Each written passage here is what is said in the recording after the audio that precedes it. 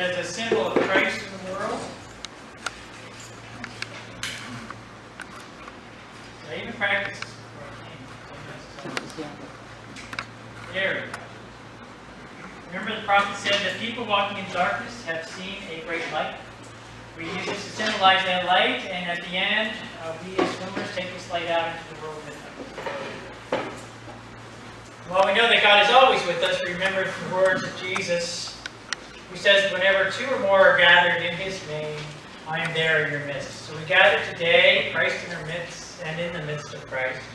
We welcome you today from the Desert Ministries. We're committed to welcoming everyone as we express the words of our denomination, saying, whoever you are, wherever you are, on life's journey and your journey of faith, you are welcome here.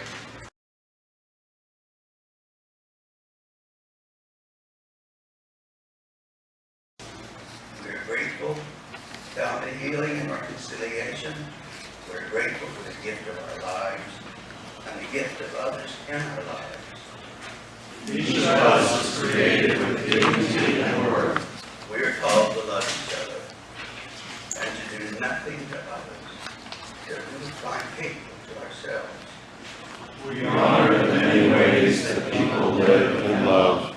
We regret the times when our faith traditions named lesbian, gay, bisexual, transgender, and queer people unworthy.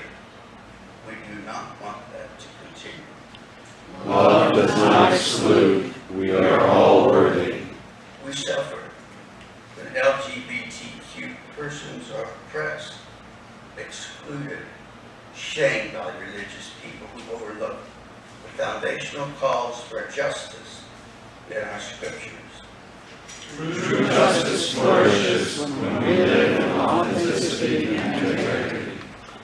Help us build a community where LGBTQ people and all people are celebrated as full and equal partners, in society and citizenship. Recognize our many gifts. We embrace and celebrate the zillions of differences that unite us. They are blessings that enrich us all. Loving source of all there is, wonderful counselor from every tradition, everlasting companion to all. Hear now our silent prayers. In Orlando, we will never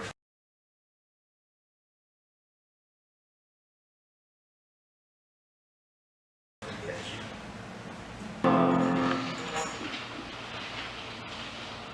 Our reading is from Psalms chapter 77, verses 11 through 15. And then I remembered your deeds, Yahweh.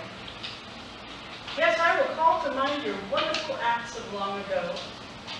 I will meditate on all your works and think about all you have done. Oh God, your way is holy. What God is as great as Yahweh? You are the God who worked miracles. You have shown the nations your power. With your strong arm, you redeemed your people, the descendants of Israel, and their children's children. Here ends the Hebrew scripture reading.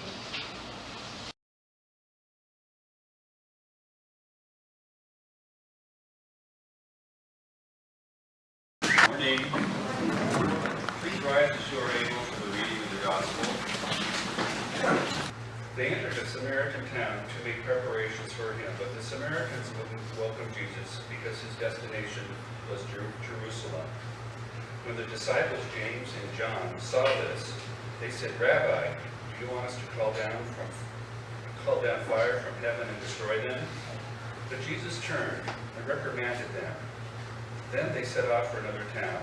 As they were making their way along, they met a fellow traveler who said to Jesus, I'll follow you wherever you go. Jesus replied, Foxes have lairs, the birds of the sky have nests, but the chosen one has nowhere to rest. So to another traveler, Jesus said, Follow me. The traveler replied, Let me bury my father first. Jesus said in return, Let the dead bury their dead. You go and proclaim the reign of God everywhere. Yet another traveler approached Jesus in this way. I'll be your follower, Rabbi, but first let me say goodbye to my people at home. Jesus answered, whoever puts a hand to the plow but keeps looking back is unfit for the reign of God. Here ends the reading of the gospel. This is the good news of Jesus Christ. Thanks be to God.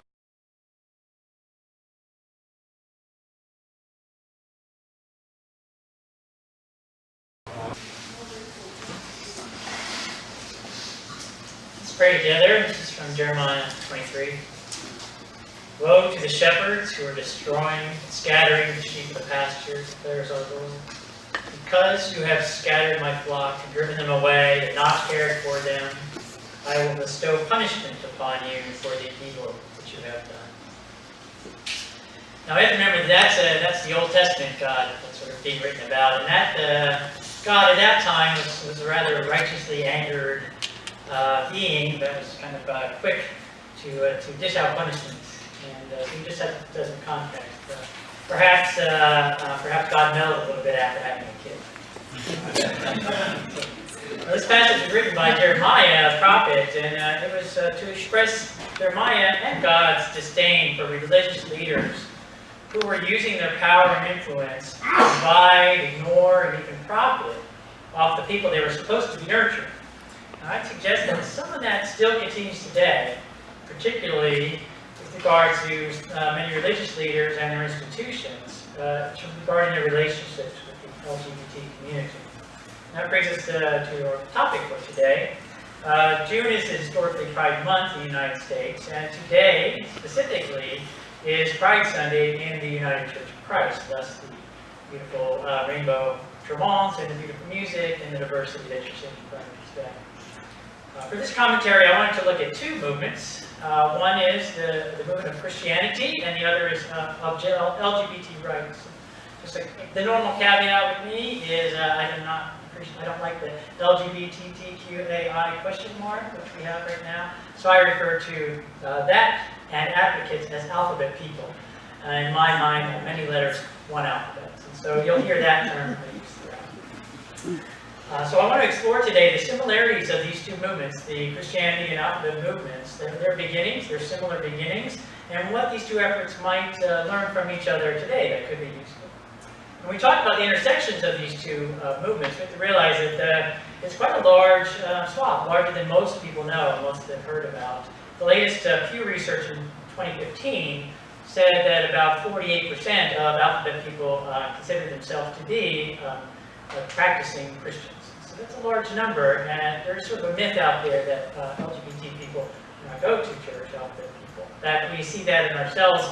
Myself and Jim Mears have done some going out to some of the resorts in town to talk to the concierges in the hotels. They have lists of restaurants and masseurs that you can go to and things to do. And some have churches and some don't. Most of the alphabet ones that we went to did not. And their reply was, well, our guests don't go to church. And particularly one that Wayne and I used to go to, I had to remind them that when we were on vacation here in Palm Springs, we did indeed go to church. So we want to sort of start to break that myth out. But anyway, it's a large percentage, 48%. It is actually on the way up, which is also kind of nice to see. So let's talk about where these two began. So there's a lot of similarities. Sort of like the early Christian church, the Pride movement, they really challenged what were the established norms that threatened people in power at the time. Both movements began on very personal levels, with individuals sort of having revelations about themselves and about the way of the world and how they fit into the world. These people begin to meet in very small groups, gathering often in secret to avoid violence. A few leaders begin to emerge from these small little hidden groups, and these people start to begin to live new, authentic lives, thus encouraging others to follow their bold example. From that, public protest against these authentic new people begin, and they're quickly followed by members of these two movements being both hated and hunted. But the people in those movements did not turn back. They continued on. Ironically, it's the very hatred that was shown towards them which exposed the weakness of those who would do the offending. Those people, institutions of power, that would use that power against these people. That very act of aggression towards those people would, in the end, release the stranglehold they had amongst those people. This is shown actually in Isaiah, passage 30, 13, chapter 30, 13. Now, I'll paraphrase from it. Isaiah is telling the Jews, he's saying, therefore, this iniquity towards you will be to them like the breach about to fall, a bulge in the high wall they have built, whose collapse comes suddenly in. So we see that even back in Isaiah's time, where he's recognizing, don't fear that hatred towards you. That will be the weakness. That will break the wall in which we will be able to move forward into a new age. And I think that is applicable both in early Christianity and in the Pride movements. Now, pioneers in both Christianity and the Pride movements, they studied together, they shared their knowledge together, they started to create sanctuaries in which they could participate and be themselves. Eventually establishing little small communities. You had some faith communities, certainly in biblical times, and we had what were called then gay ghettos, that were sort of occurring at the same time. So very much a similarity. Both these movements start to become political as they evolve, demanding change. It's certainly a theological movement, Christianity, but if you look at the time, it's absolutely a political movement as well. And so is Pride. It is about self-expression, but it's also about challenging those in power to include people, alphabet people, in institutions that can make change. Now, Pride marches and Pride demonstrations, well, those began as protests, demanding change in society. As they grew, as they evolved, actually as they became more successful in society, the Pride protests began to evolve into something new, Pride celebrations. So we kind of lose that sort of anger, lose the vitality, lose that focus, and now suddenly it's just becoming celebratory. Today, many Prides have even abandoned any examinations of the progress made and the issues that are facing the alphabet community. Instead, they become more like mass parties. They're wonderful in splendor, and they're growing more diverse in who attends, but less diverse in the content that they're offering. Los Angeles, for example, this year, was actually not going to have a Pride Parade at all. They decided there was no need for it anymore. The community has achieved everything that we need in Los Angeles. It was only after the community itself, the leaders decided that, the community itself pushed back and said, no, we need to have it. And that's the only reason it actually came through, was from a public outcry later. And the festival that they had, they just got reduced to simply a music festival. Nothing else. Nothing else presented but a music festival. Now, the next thing I'm about to say may offend some people, maybe not so many in this room, certainly the leaders of the LA Pride Parade. But I feel like to say it anyway. I believe that the prides, many prides like that one we see in LA and others around the country, are now serving up what's become little more than extravagant party cake, with tons of icing, sugary icing, lots of, sprinkles and candles and sparklers, all in this beautiful cake. Now, I'm all for delicious cake, cookies, anything chocolate. I love it. But we in this movement, and those other leaders in this movement, we can't just simply be serving dessert. We need events, we need gatherings, we need institutions that will sustain and nurture alphabet people throughout the year, even through the hardest of times. Now, there's certainly a time to celebrate. I'm all for it. But like any dessert, it should come only at the end of a communal meal dense with nourishment, without prides of substance that dare examine and explore the depths of our lives and our communal experiences. There will be no way to measure progress. We will lose the lessons learned. There will be no community to transmit culture to future generations, and no way for us to navigate the world alone. We've already seen this once. I believe during the AIDS crisis, really played a major role in what we're sort of seeing with Pride today. During that time, the country lost nearly an entire generation who were the repositories of the alphabet community's collective knowledge and experiences. With their deaths, there's a gap in the progress. Certainly there were political gains made after this time, and as HIV became more manageable, but those are a testament to the work laid out by that missing generation. This new generation is reaping the benefits of it without having seen the work done. They truly don't have an understanding of just how damn hard it was to get it. Many of the gay ghettos are gone. The bookstores, the coffee houses, the bars, the places that served as sanctuaries for alphabet people, where comfort was found, and where the way forward was first dreamt of and then acted upon, they are gone. And without such places, and the people who once populated them, this next generation can't be blamed for focusing solely on the celebrations and the freedoms won. But the Bible does give us a little hint on what to do, how to go forward, and what we can offer to them. In Hebrews 10, it says, "And let us consider how we may spur one another toward love and good deeds, not giving up meeting together, as some are now in the habit of doing, but encouraging one another to come in faith and fellowship and move together." And we must continue to provide not only to party and have a good time, but to assure that our community's concerns are heard and its talents used, to show the value of Alphabet people's contributions in society. I would say we also have to do a better job at PR, or public relations. If we don't show and share the completeness of our lives, warts and all, society will reduce us simply to an act of sexual expression. Just as I don't, I'm sure you don't, want to be reduced to your sexuality, we don't want our entire community reduced as such. And you can see this in the way that the media portrays pride. Without us sharing our stories and focusing the media on the attention of these things, what do? They go for the simple visuals. No offense to anyone who's in these categories, you're dessert and I love you. But they'll show Letterman, they'll show drag queens, they'll show go-go boys. That's what you're going to see on the news. And that's not who we are. We are a community that exists and wears a coat of many colors. We must become beacons to other communities who are also seeking voice and recognition. We must utilize our combined strength in our numbers, demand that people cease inciting those who wish to kill us, insist that it's not enough simply to be tolerated. We must tell our youth, our church, our nation, that we have stories, listen to us. We have experience gained, learn from us. We have talents to share, use us. We are people of faith, and God loves us.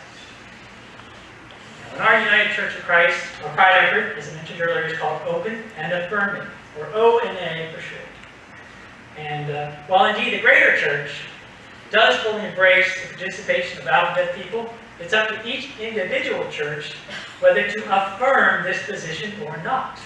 There are over 5,000 churches in the United Church of Christ, and only about 1,400 have actually taken the step to say we actually affirm the United Church of Christ belief that Alphabet people have value in worship and in leadership. That number needs to change. Now, an open and affirming church is a place where all people, not just Alphabet people, all people can lay down the labels and burdens that we acquire or that society places upon us, and for a while, we can rest and just see how at peace our soul can be. And that's exactly why I go to church. And we should be proud of who is an open and affirming church. In any open and affirming church, my husband Wayne and I, we can sit close to the pews and not worry if somebody sees that we're touching. We may support each other by putting an arm around each other for a while, if maybe the sermon is challenging, as I hope this one is. Sometimes we have to hold hands. If there's a hymn that comes along, which I know will remind Wayne of his grandmother and may bring a tear to one of her eyes, we're able to do that. Now, such moments for us, they're not public displays of our sexuality, but they show our love and support and our bondedness. It's wonderful to have a place where I hear people rejoice that Bloom is a place that they can just be themselves. And I fully embrace that. But know that we had role models in the past that showed us examples, guideposts, pioneers to show us what that might be like. And like it or not, we in this room, we are the new role models. And we must embrace that. We must be those role models for others, both as Alphabet and people of the Alphabet and people of Christ. Now comes the hard questions.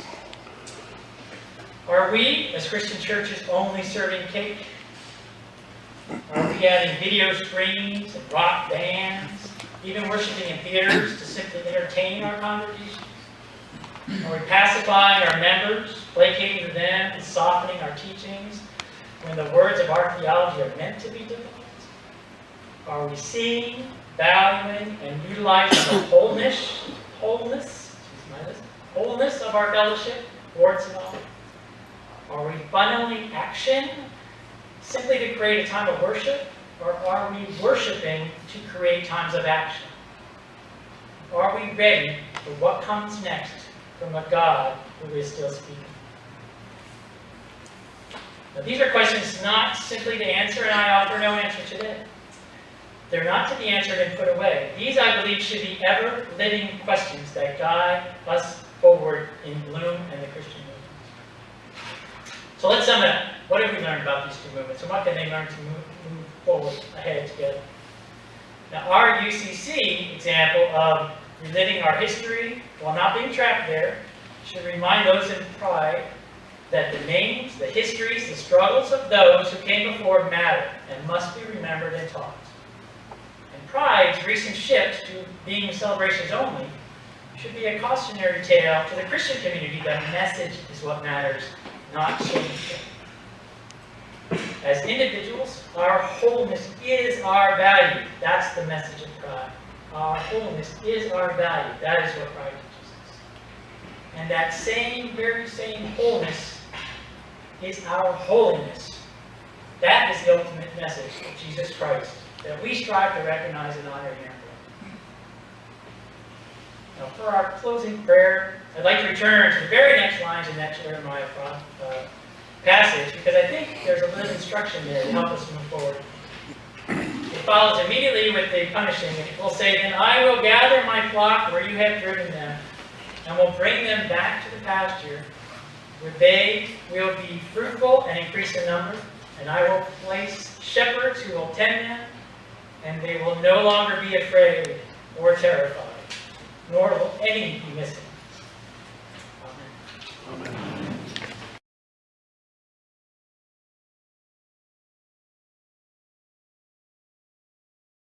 Let us pray. We offer our gifts to God, who claims us as children, who names us beloved, who celebrates our presence. We offer our gifts to a loving God. Thanks be to God. Amen. Amen. To you, saying, Our Father, who art in heaven, hallowed be thy name. Thy kingdom come, thy will be done on earth as it is in heaven. Give us this day our daily bread, and forgive us our trespasses, as we forgive those who trespass against us.